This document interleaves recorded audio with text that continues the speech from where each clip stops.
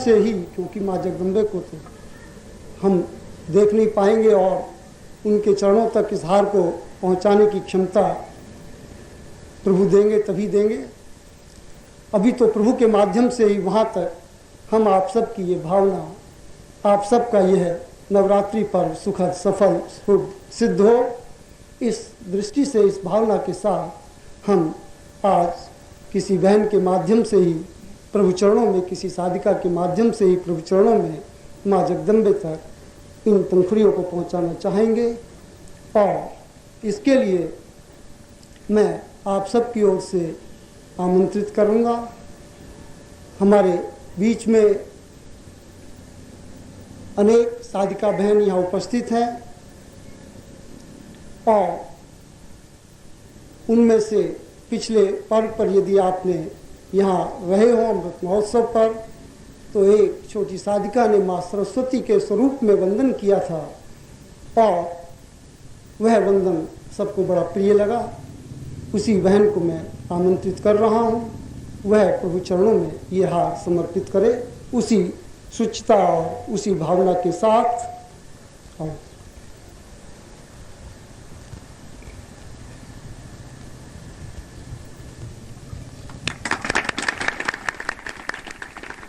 बोलिए प्रेम से माँ भगवती जगदम्बे की, माँ भगवती जगदम्बे की, परम प्रभु गुरुदेव की। कुलंतम कुलकुंडली वे ज्ञातो सदान्ये वदतं वदान्य आविर्वतां पूर्वमदैव तुल्यं नरतत्वदेहवदनं भवतं सदाय। आज के सत्र का प्रारंभ में महर्षि विश्वामित्र के इस श्लोक के साथ विश्वामित्र संहिता के चतुर्थ अध्याय के प्रथम श्लोक से कर रहा हूं। और इसमें उस ऋषि ने एक आशीर्वचन कहते हुए कहा है कि हम अपने जीवन में जीवन को समझें, हम अपने जीवन में अपने मूल उत्स, मूल धारणा, मूल जीवन का सहारे को समझें और समझें कि जीवन की पूर्णता कहाँ है। प्रारंभ करें हम इखेतवोर जेतवा से और अंत करें ईसावास्योपनिषद से। ऐसा विश्वामित्र कह रहा है कि जीवन जीना और जीवन में जन्म लेना अपने आप में कोई महान घटना नहीं है। महान घटना तो यह है कि जीवन में जन्म लेकर के, मनुष्य लोक में जन्म लेकर के अपने आप को एक अद्वितीय युग पुरुष बना दे, महापुरुष बना दे। ऐसा ही जीवन यदि प्राप्त हो सके, और ऐसा जीवन केवल कुल कुंडलिनी की साधना के माध्यम से ही हो सकता है। प्रत्येक व्यक्ति के जीवन में वो क्षण आए कि वह कुल कुंडलिनी का ध्यान, पूजन, अर्चन, चिंतन और मन में उसकी स्थापना करे, जिससे कि उसका जीवन अपने आप में नर, नर से पुरुष, पुरुष से पुरुषत्व और पुरुषत्व से पुरुषोत्तम बन सके। मैं आपको ऐसा ही पुरुषोत्तम बनाने का आशीर्वाद दे रहा हूं कि आप जीवन में पूर्ण करें।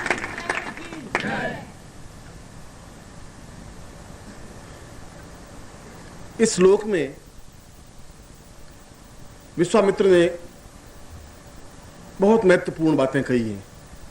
नवरात्रि के इन 4 दिनों में मैंने आपको पाखंड की ओर नहीं खींचा, मैंने आपको शब्दों के जाल में भी नहीं उलझाया। इन 4 दिनों में मैंने आपको केवल सचेत किया है, सावधान किया है। मैंने यह बताया है कि मूल रूप से मंत्र क्या है। मैंने आपको यह बताया है कि देवी क्या है, देवता क्या है। मैंने आपको यह बताया है कि उन तक पहुंचने की क्रिया क्या है। मैंने आपको यह बताया कि आप क्या हैं, कहां पर खड़े हैं। केवल उपदेश नहीं दिया है। उपदेश देना मेरा कर्तव्य और धर्म नहीं है, मार्गदर्शन देना मेरा धर्म और कर्तव्य है। उपदेश, और उपदेश शब्द बना है उपदंश से। उपदंश का मतलब है डंक मारना, चोट करना। जो दूसरों को डंक मार सकते हैं वे उपदेश दे सकते हैं।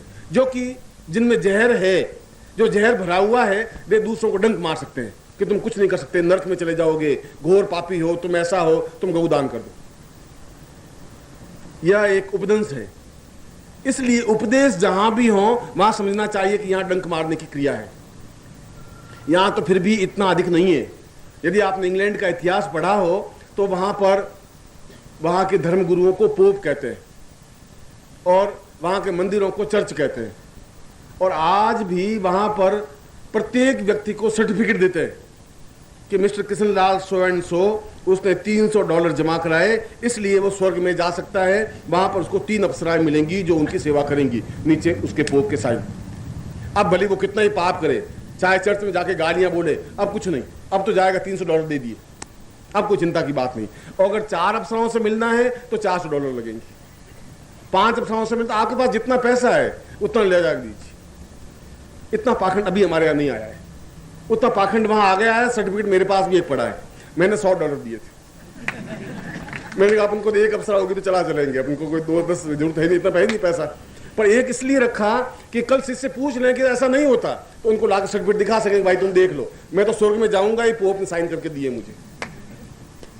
और वहां पर जितने चर्च हैं वे सभी सर्टिफिकेट देते हैं। अगर छोटा चर्च है तो $20-25 में दे देता है, बड़ा चर्च है तो और बड़ा डर। अगर वेटिकन में जाकर के आपको उस पोप से लेना है, वेटिकन तो वहां का सबसे बड़ा धर्म स्थान है, यूरोप का और अमेरिका का और इंग्लैंड का। वहां अगर वेटिकन से लेना है तो आपको $4000 देने पड़ेंगे, मगर वो बीच में स्वर्ग में रुकने की जरूरत नहीं है, सीधा छलांग लगाई स्वर्ग में पहुंच गए। वहां पर ये वेटिकन से विशेषता ये है। यहां भी हमारा काशी में ऐसी विशेषता है, काशी में मरता है मार्ग में रुकता ही नहीं, सीधा स्वर्ग में पहुंच जाता है। और पहले काशी में करवत ली जाती थी, आपने शायद काशी में कभी गए नहीं। दशाश्वमेध घाट के अगर एक तरफ जाएं तो बड़ी लंबी चौड़ी एक पहले कटा होती थी करोती, 40 फीट लंबी, और लोग जाते थे और वहां जाकर के उस करोती के नीचे अपनी गर्दन रख देते थे और पंडे उस करोती से उसकी गर्दन को काट लेते थे, क्योंकि उस करोती से करवत लेने से मार्ग में नहीं रुक सकता, सीधा स्वर्ग में चला जाता है। ऐसा कई सालों तक काशी में रहा। और करवत कौन लेते थे? जो बुढ़े माँ बाप हो जाते थे, बेटे उनको ले जाते थे कि अब तुम करवत ले लो, बस खत्म, इस साल हमारी अटक छोड़ो। अब यूं तो मरे नहीं, पिंड छोड़े नहीं, तो सीधा काशी में जाके करवत लिवा लेते थे। तो ये उपदेश तो सब जगह चला है कि करवत में, काशी में करवत लेने से चल जाएगा। पोप में भी चला है, जैनों में भी चला है, बौद्धों में भी चला है, हिंदुओं में भी चला है। इसलिए मैंने आपको उपदेश नहीं दिया इन 5 दिनों में। एक दिन भी मैंने ये नहीं कहा कि तुम ऐसा करो ऐसा नहीं करो। मैं कह रहा हूं तुम ये हो, तुम अपने आप को पहचानो, ये तुम्हें बताया। और ये बताना मेरा धर्म था, ये मेरा कर्तव्य था, ये मेरा फर्ज था। और आज भी उस विश्वामित्र की संहिता के उस श्लोक के आपके सामने रखा है।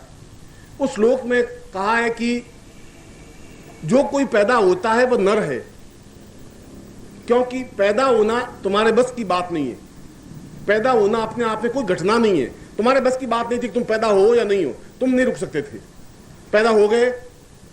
एक प्रकृति का एक संकेत था, एक प्रकृति की लीला थी, एक पुरुष और स्त्री का एक संदेह था और तुम पैदा हो गए। यह बहुत बड़ी जीवन की घटना नहीं है।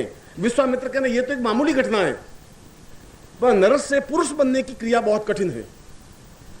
इसका मतलब है नर और पुरुष में अंतर है, और नर और पुरुष में अंतर यह है कि नर केवल नाभि से नीचे के अंगों का ही प्रयोग कर सकता है। अपने समान एक और संतान पैदा कर सकता है, 2 संतान पैदा कर सकता है, 10 संतान पैदा कर सकता है। इसलिए नाभि को मध्य में रखा। पूरे मनुष्य शरीर की यात्रा में नाभि एक मध्य स्थल है, और नाभि से नीचे के जहां अंगों का प्रयोग किया जाएगा वहां एक संतति बढ़ेगी, एक गृहस्थ बढ़ेगा, जीवन का एक भौतिक आयाम बढ़ेगा। उसके लिए किसी प्रकार के ट्रेनिंग की, कोई ज्ञान की जरूरत नहीं है। ऐसी क्रिया करने वाला नर कहलाता है। इसलिए नर तो कोई भी हो सकता है, पशु पक्षी भी नर हो सकते हैं, नर्तत्व तो दे सकते हैं। मगर वो कह रहा है कि मां के गर्भ से जब जन्म लेता है बालक, और मां का गर्भ बहुत अधिक सुरक्षित रहता है, बहुत अधिक सुरक्षित। संसार में इतना आरामदायक जगह उस बालक के लिए कहीं है ही नहीं। चारों तरफ जैसे ड्राइंग रूम में गद्दे तकिया होते हैं, और यहाँ कोहनी लगा के बैठे हैं तो बिल्कुल एक गद्दा है, एक इधर है, एक पीठ के पीछे है, एक आगे है, कहीं पर भी उसको हिचकोला नहीं खाना पड़े, बहुत आराम से बैठ सके। और जिस सोफे पर बैठा है वो भी बहुत लचीला है, माँ का गर्भ भी उतना ही लचीला और उतना ही आरामदायक है, बहुत आरामदायक है। मगर जो ही बालक बाहर निकलता है और वो उस आरामदायक जगह से बाहर निकलते ही वो उस कठोर धरती को देखता है तो वो चिल्लाने लग जाता है, चीखने लग जाता है कि ये क्या है, ऐसा क्यों है। क्योंकि वहां उसको बिल्कुल दूध मिल रहा था, उसको श्वास मिल रही थी, उसको गति मिल रही थी, उसको चिंतन मिल रहा था, और माँ जो कुछ क्रिया कर रही थी, जो कुछ बोल रही थी, वह सब कुछ उसको आयाम मिल रहा था। और जो माएँ अपने बच्चों को, अपने गर्भ को शिक्षा नहीं दे सकती, वो नर पैदा कर सकती है। नर पैदा करने के लिए कोई बहुत बड़ी उपलब्धि की आवश्यकता नहीं है, विश्वामित्र कह रहे हैं। मगर नर के रूप में जन्म तो लिया जा सकता है, वह तुम्हारी मजबूरी है, तुम्हारे हाथ में आयाम नहीं था। मगर नर से पुरुष बनने की क्रिया तुम्हारे हाथ में है। और अगर ऐसा नहीं बने, यहां मैं नर शब्द प्रयोग कर रहा हूं तो पुरुष और स्त्री के लिए समान रूप से, कोई पुरुष का मतलब नहीं है, नर का मतलब कोई पुरुष नहीं है। नर शब्द और नारी शब्द तो एक ही है, वह स्त्रीवाचक इसलिए नारी शब्द है। नृतत्व स नरः स नारी। जो अपने समान और पैदा कर दे उसको नर कहते हैं या नारी कहते हैं। जहां मैं नर शब्द का प्रयोग कर रहा हूं वह पुरुष के लिए भी कर रहा हूं, स्त्री के लिए भी कर रहा हूं। तो कह रहा है कि नर शब्द के, नर के रूप में जन्म लेने की अपेक्षा यह जरूरी है कि हम अपने जीवन में पुरुष बनने की क्रिया करें। नहीं कर सकते लोग, पूरी जिंदगी बीत जाती है, पूरी जिंदगी बीत जाने के बावजूद भी पुरुष बनने की और क्रिया हो ही नहीं सकती, क्योंकि उसको मालूम ही नहीं है। उसको यह मालूम नहीं नर में और पुरुष में कुछ अंतर है। अगर उनको कहें आप कौन है, मैं पुरुष हूं या मैं नर हूं, मगर विश्वामित्र कह रहे हैं दोनों में बहुत बड़ा अंतर है। इसलिए हमारे पुराणों में एक बहुत बड़ी महत्वपूर्ण घटना स्पष्ट की गई। भगवान विष्णु सो रहे हैं, विष्णु जो पालन करने वाले हैं, और जो लक्ष्मी उनके पांव दबा रही है, और उनकी नाभि से एक कमल निकला बाहर, एक कमल नाल निकली, और कमल नाल के ऊपर कमल विकसित हुआ, और उस कमल में एक ब्रह्मा उत्पन्न हुए। उस विष्णु के शरीर के और अंगों में से ब्रह्मा नहीं निकले। इसका मतलब है कि नाभि के माध्यम से हम एक ब्रह्म की सृष्टि कर सकते हैं, ब्रह्म तक पहुंच सकते हैं। यह प्रतीक है, यह एक चिंतन है। विष्णु की नाभि से निकला या नहीं निकला वह तो पौराणिक घटना है या ऐतिहासिक घटना है, मैं उस घटना के बारे में नहीं जा रहा हूं। मगर वो संकेत इस बात का है कि अगर हम नाभि को समझ लें, अगर नाभि में से कुछ उत्पत्ति स्थल पैदा कर दें, तो हम ब्रह्म तक पहुंच सकते हैं, जो कि उस पूरे वेद का प्रारंभ जहां कहते हैं इखेत वोर्जेत्वाम वा व्यवस्थदेवो वा सविता प्रार्पयतु श्रेष्ठतमा एकम मण आपियाम। जीवन कुछ नहीं है, जीवन एक मृत्यु की ओर बढ़ने वाली क्रिया है, जहां प्रति क्षण हम मृत्यु की ओर अग्रसर हैं। उस श्लोक का, उस मंत्र का अर्थ यह है, कुछ विशेष घटना नहीं है। आप चाहें या नहीं चाहें, आप मृत्यु की ओर बढ़ रहे हैं। आप अगर रुकना भी चाहें तो बीच में रुक नहीं सकते, आप विश्राम लेना चाहें तो विश्राम नहीं ले सकते। मगर उसी 2000 मंत्रों के बाद उस यजुर्वेद संहिता के प्रारंभ में जहां खेत वोर जीतवा मंत्र है, पहला मंत्र है, तो अंतिम मंत्र है पूर्णमिदं पूर्णात् पूर्णमुच्यते पूर्णस्य पूर्णमादाय पूर्णमेवावशिष्यते, और वही ईशावास्योपनिषद है। उस संहिता का 40वां अध्याय पूर्ण ईशावास्योपनिषद है। ईशावास्योपनिषद का मतलब है कि हम उस नर से पुरुष बने और पुरुष बनकर के पूर्ण बने, पूर्ण बनकर के ब्रह्म बने। ये बनने की क्रिया, ये पुरुष बनने की क्रिया कैसे, किस प्रकार से संभव है? तब उसमें स्पष्ट रूप से कहा है, ईशे त्वाम साह सविता सपूर्वा स्वद्वा सुपर्णो स यजाहा।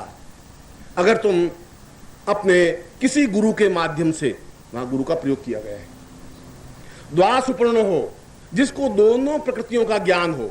गुरु के बारे में भी उसने एक चिंतन रखा कि जिसको दोनों प्रकृति का ज्ञान हो, प्रकृति का तुम्हारे नृतत्व का ज्ञान हो, जिसको पुरुषत्व का भी ज्ञान हो, उसको ज्ञान हो कि वह पुरुष बना हुआ हो। अगर वो खुद पुरुष नहीं है, अगर उसने अपनी नाभि को स्पर्श नहीं किया है, उसने नाभि को एहसास नहीं किया है, अपने जीवन में ऊंचाई पर नहीं पहुंचा है, महापुरुष नहीं बन सका है, अपने आप में पूर्ण पुरुषोत्तम नहीं बन सका है, तो वह उस नर को भी पुरुष बनाने की क्रिया नहीं कर सकता है। इसलिए कहा गुरु वैसा हो, उस मंत्र में कहा गया है द्वा सुपर्ण, दोनों ही पर्ण उसके पास पूरे हों। अगर वह खुद अपने आप में पूर्ण परमहंस तो है और किसी गुफा में जाके बैठ गया है, तो भी आपके कोई काम का नहीं। उस गुफा में बैठा हुआ तो बिल्कुल दरवाजे बंद करके बैठ गया है, एक भयभीत, एक कायल, एक बुज़दिल की तरह। ऐसा सन्यासी, ऐसा योगी परमहंस भी हो, हमारे कोई काम का नहीं। ऐसा हिमालय हमारे कोई काम का नहीं जिसको हम देख नहीं सके, ऐसी गंगा हमारे काम की नहीं जो हमें अवगाह नहीं दे सके, पवित्र नहीं कर सके। उस गंगा से क्या प्रयोजन है? उस गुरु से भी क्या प्रयोजन है जो परमहंस तो हो, मगर इतनी दूर बैठा हुआ हम जा ही नहीं सके, मिल भी नहीं सके, जो हमारा कल्याण नहीं कर सके, जो हमें नर से पुरुष की ओर अग्रसर नहीं कर सके। इसलिए उसने कहा ऐसा नहीं, ऐसा जो नरदेह और पुरुष देह को दोनों को जानता हो, और जानता हो और तुम्हारे संपर्क में हो। मैं उस पूरे वेदों को छान करके आपके सामने रख रहा हूं, सत्य रख रहा हूं कि वेद में क्या लिखा है। और अगर वेद में लिखा है तो वेद पागल नहीं है। अगर वेद में ये सब बात कही है तो जरूर तुम्हारे जीवन की एक विशेषता बताई है। और अगर तुम विशेषताओं को नहीं समझो तो ऐसा तो लाखों लोग गरीबी में मर जाते हैं, उसमें कोई लंबी चौड़ी बात नहीं है, तुम भी मर जाओगे। लाखों लोग 4-6 बच्चे पैदा करके मर जाते, तुम भी मर जाओगे। लाखों लोग शमशान में जाके सो जाते हैं, आप भी सो जाओगे। उसमें कोई उपलब्धि नहीं है। उपलब्धि है कि जीवन में एक क्षण रुक करके उस पुरुष बनने की क्रिया की ओर अग्रसर हो और उस आनंद को ले सकें। जब उस आनंद को लिया ही नहीं, यदि आपने गंगा पे गए ही नहीं तो उसका आनंद तुम ले ही नहीं सकते। अगर हिमालय में तुम गए नहीं, मानसरोवर पे गए नहीं, तो उस मानसरोवर का आनंद है वो तुम उपयोग नहीं कर सकते। और नहीं कर सकते तो फिर भारत में जन्म लेना ही तुम्हारा व्यर्थ है, फिर बेकार है। भारत में तुम्हें कोई गुरु नहीं मिला तो फिर भारत में जन्म लेना नहीं लेना तुम्हारे लिए उपलब्धि नहीं है। इसलिए चाहे वो पुरुष हो चाहे स्त्री हो, एक क्षण रुक करके निर्णय करे। ईशावास्योपनिषद स्पष्ट कह रहा है। विश्वामित्र कह रहा है अगर ऐसा नहीं है, इसलिए उस नाभि के अंतस्थल से, उस नाभि के मूल सत्व से और पूर्णता के साथ आगे बढ़े और पूर्ण ब्रह्म तक पहुंचे। और ब्रह्म तक पहुंचना क्यों जरूरी है? ब्रह्म तक पहुंचना इसलिए जरूरी है कि हम अपने सातों जीवन को देखने की क्रिया में सफलता पा सकते हैं, सातों जन्मों को, सातों जीवन को। और कल भी मैंने बिल्कुल एक नवीन बात कही थी, तुम्हें प्रामाणिक बात कही थी, पहली बार बात कही थी कि हमारे पास केवल एक देह नहीं है। मैंने कहा था तुम्हारे पास 7 देह हैं और उन सातों देहों को भेद करके आगे बढ़ने की क्रिया है। ये तुम्हारे जीवन में आवश्यक है। तुम्हें तो एक देह का ज्ञान है, तुम्हारा ये है कि ये हाथ है, ये पांव है, ये नाक है, ये कान है, बस एक देह का ही ज्ञान है। ये तो भू है जो जमीन पे चल रहा है, भूमन जमीन। इस जमीन पर जो चलने की क्रिया जिसके माध्यम से हो रही है वह भू। और गायत्री मंत्र का तात्पर्य ये नहीं कि आप 24 घंटे गायत्री मंत्र को भूर्भुवः स्वः तत्सवितुर्वरेण्यं भर्गो देवस्य, ऐसा तो कुछ है ही नहीं। उसमें कहा कि इसके मूल सत्य को समझने की जरूरत है। भूर्भुवः स्वः क्या मतलब, क्या है, तात्पर्य क्या है। इसको चीखने चिल्लाने से और रटने से तो कुछ नहीं होगा। हरिद्वार में एक आश्रम है, वहां अगर आप चले जाएं तो वहां गायत्री मंत्र का व्यापार होता रहता है। व्यापार ऐसा है कि आप गए और आपने कहा गायत्री मंत्र जपने का, तो मुझे तो ज्ञान है नहीं, मुझे जरूरत नहीं है। तो वहां पंडित बैठे हैं, वो आप 2 रुपए ले देंगे और कहते हैं 2000 गायत्री मंत्र जप लेंगे आपकी। 5 रुपए से 5000 गायत्री मंत्र जप लेंगे, 10 रुपए से 10,000 गायत्री मंत्र जप लेंगे। क्या होगा उससे? तुम्हारे वजह से कोई खाना खा लेगा, कोई ब्राह्मण खाना, उससे तुम्हारा क्या, तुम्हारे पेट में तो कुछ रोटी जाएगी नहीं। और तुम भी अगर 1000 बार गायत्री मंत्र का उच्चारण कर दोगे तो उससे क्या होगा?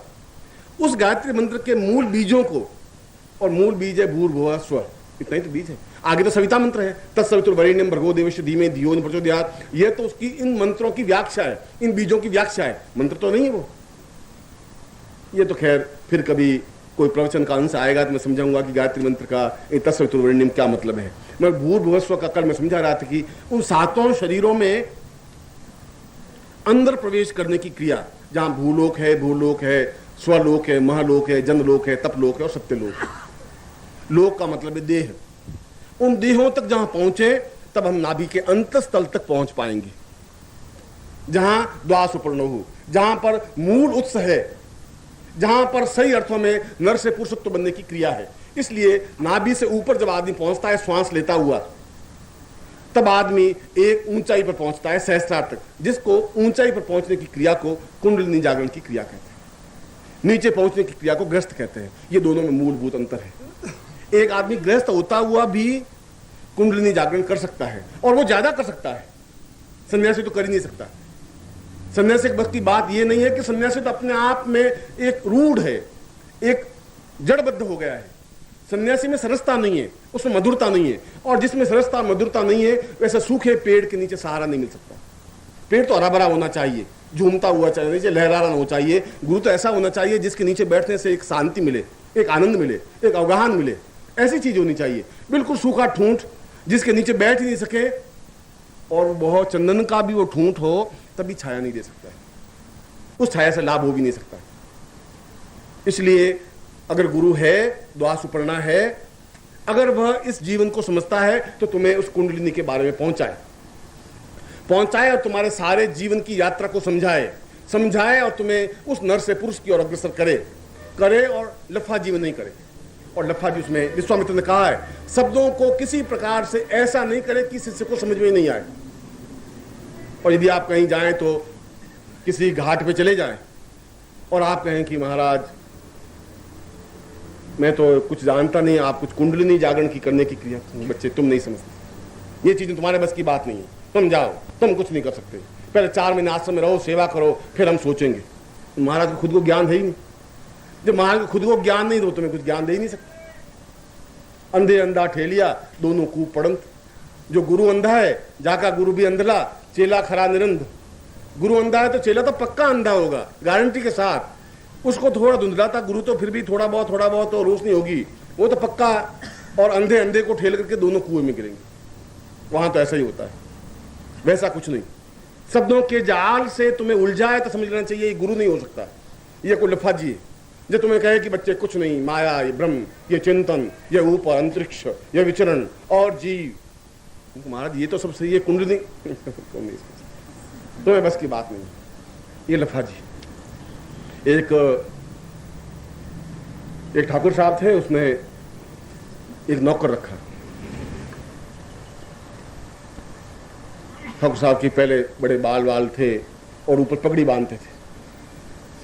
और आपने देखा होगा उन ठाकुरों को तुर्रा लगाते थे ऊपर अलग, अब तो नहीं लगाते हैं, मगर पगड़ी बांधते थे, पगड़ी के ऊपर तुर्रा लगाते, जैसे शादी में लगाते हैं वैसा कलंगी लगाते थे। नौकर थोड़ा मुंह फटता,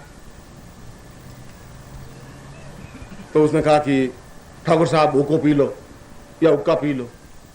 उसने कहा तुम मूर्ख साला, गधा है, तू नहीं समझता, हम ठाकुर हैं, हम रैयत के ऊपर हैं, ये रैयत हमारी है, ये सब प्रजा है हमारी, इसलिए हमसे बात करो, सभ्यता से बात करो, तरीके से बात करो, सिस्टम से बात करो, शालीनता से बात करो। तो सीख, जो भी बात करो एक नजाकत से, एक तरीके से, एक सिस्टम से। मैं ठाकुर हूं, तुम मुझे बात करने के लिए ऐसे हुक्का पी लो, ऐसा नहीं। आप जो आज्ञा देंगे, मैं तो नौकर हूं, मुझे तो वही पालन करना है। एक दिन ठाकुर साहब बैठे थे, हुक्का गुड़गुड़ा रहे थे और वो एक चिंगारी उछली, क्योंकि हुक्का आपने देखा होगा तो नीचे पानी भरा होता है, ऊपर एक चिलम होती है जिसके अंदर अंगारे होते हैं, उसके ऊपर तंबाकू होती है और वो हुक्का गुड़गुड़ाती है। वो चिंगारी उछली और उस पगड़ी के ऊपर गिर गई ठाकुर साहब की। नौकर ने देखा कि पगड़ी जलने लगी है, वो सामने आके बैठ गए। सरहिंदे हिंद ताजे महान अवगाहे वात दिनवाहे सारीन सारीने सालीन दिनाए हिंद जमाने इस्लाम अरखुल मुखफाल पूर्वाह साल आप हिंदो शान हिंदिनवाद आपके सरफास सरफासे नवाज उस पार पूर आप सोलाए सबनम उछलन फार। जितने पगड़ी जल गई वो केस भी जल गया। उसने कहा बड़ी शालीनता से बात करनी, आइंदा से ध्यान रखना। शालीनता से बेचारा बात कर रहा था कि आप सरविंदे हिंद वो उगाए हाथ इलाहे पास। बेचारे ने बहुत शालीनता से बात की, जब तक सारा केस इमेज सब जुलूस गए। और जहां पर भी इस प्रकार की लफाजी की बातें हों, सिस्टम से और सभ्यता से बातें हों, वहां समझ लीजिए कि यहाँ कुछ ज्ञान नहीं है, कोई चिंतन नहीं है। इसलिए मैं सीधे साधे शब्दों में अपनी बात स्पष्ट कर रहा हूं। और ये सातों लोग जो मैंने आपको सातों समझाए, ये सातों लोग ऐसा नहीं है कि ऊपर ये शरीर, इसके नीचे एक और शरीर, नीचे एक और शरीर। ऐसा तुम्हारे मन में कल भी अगर मैंने कहा होगा, तुम्हारे मन में ये कंसेप्ट गलत होगा। ये कंसेप्ट नहीं है। कंसेप्ट है कि शरीर ऊपर से नीचे की ओर या नीचे से ऊपर की ओर अग्रसर होने की क्रिया को शरीर कहते हैं।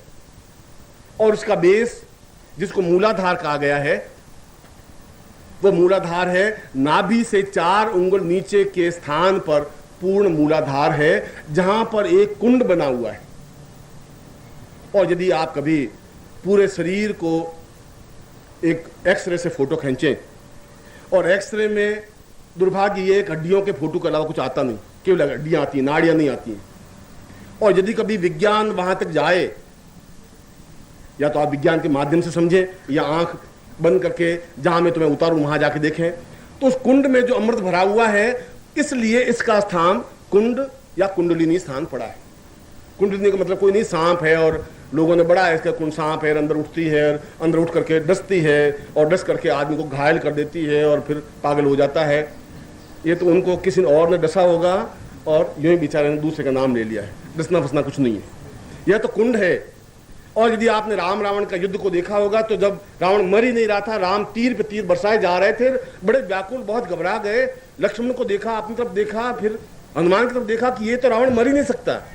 तो विभीषण ने धीमे से कहा कि ये रावण नहीं मर सकता, आप इसके नाभि के 4 उंगल नीचे जो अमृत कुंड है उस पर अग्नि बाण चलाइए। जो कुंड सूखेगा तो ये मरेगा, इससे पहले नहीं मर सकता। और मैं भी तुम्हें कह रहा हूं कि तुम्हारे पास कुंड है, और यदि तुम उस कुंड का तुम्हें ज्ञान हो जाए, कुंड तुम्हारा चैतन्य हो जाए, तो फिर मर नहीं सकता।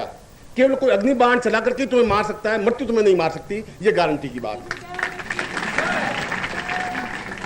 एहसास तो होना चाहिए कि वो कुंड हो, और एहसास ये होना चाहिए कुंड जागृत हो, चैतन्य हो। बंद है पूरे हमारे शरीर के सारे अवयव।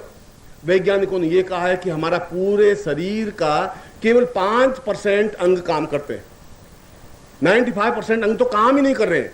इसलिए काम नहीं कर रहे हैं कि उन अंगों का हमने प्रयोग करना ही बंद कर दिया। हमने प्रयोग नहीं किया, हम प्रयोग नहीं करते, इसलिए अंग काम नहीं करते। यदि आप कभी देखें, हठ योग करें, ऐसा हाथ रखें और 2 साल तक ऐसा हाथ रखें, तो उसके बाद हाथ नीचा भी लाना चाहे तो नहीं ला सकते, हाथ अकड़ कर ठूंठ हो जाएगा, फिर हाथ नीचे नहीं आएगा। यदि आप इंग्लैंड में और अमेरिका में उन लोगों को जो हमारे हिंदू हैं उनको देखें और उनको कहीं नीचे पालथी मार के बैठे, तो पालथी नहीं मार सकते। वहां मैंने इंग्लैंड में लंदन में दीक्षा दी तो सब टांगे चौड़ी करके बैठे रहे और मैं दीक्षा देता, और क्या करें, टांगे इकट्ठी हुई नहीं। अभी पालथी मारो, गुरुजी कुर्सी पर तो बैठे हैं जिंदगी भर, नॉट पॉसिबल, नॉट पॉसिबल। मैं नहीं पॉसिबल, टांगे चौड़ी करके बैठ जाओ, मैं तो कुंडी आपको दीक्षा देनी है, मुझे कोई रोका नहीं, बस वो यूँ बैठे ही रहे। हमने कहा मतलब ये पक्के शिष्य हैं, अजीब शिष्य हैं। अब इनका फोटो ला के उनको दिखाएं इंडिया में, तो कहते गुरुजी ये क्या कर रहे हो आप, ऐसा कैसे, और कोई ऐसे टांगे, कोई ऐसी टांगे, बट पुरुष भी औरतें भी अकड़ जाते हैं शरीर से, उनके ज्ञान चेतना तंतु खत्म हो जाते हैं। जिन शरीरों का उनके घुटनों का प्रयोग किया ही नहीं, कुर्सी पर बैठे हैं घुटने ऐसे ही रहते हैं, खड़े होते हैं घुटने खड़े होते हैं, फिर और घुटने इससे आगे मुड़ने की जरूरत पड़ी नहीं इनको जिंदगी में, इसलिए पालती मार के नहीं बैठ सकते जैसे आप बैठते। और जिन अंगों का आपने प्रयोग नहीं किया, वे अंग अपने आप में निष्क्रिय हो गए। आप चाहे हमारे गणपति, हमारे देवता, वो तो अपने कानों को हिला सकते हैं, आप कोशिश करके अपने कान को नहीं हिला सकते।